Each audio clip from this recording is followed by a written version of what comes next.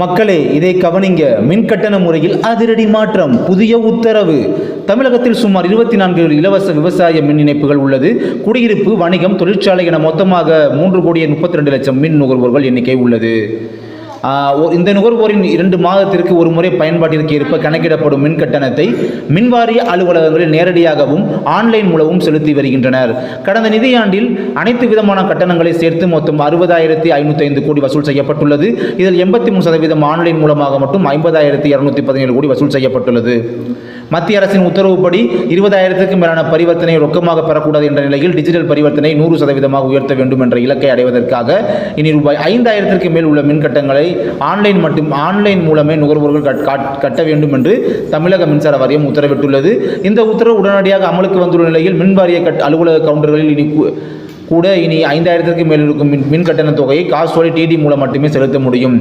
2 மாதத்திற்கு 720 யூனிட்டிற்கு மேல் வணிகம், தொழிற்சாலை ஆகியவற்றுக்கு இந்த யூனிட் இன்னும் குறையும். 820 யூனிட்டுக்கு மேல் மின்சாரம் பயன்படுத்தும் அனைவருக்கும் 5,000 ரூபாய்க்கு மின் கட்டணம் வந்துவிடும்.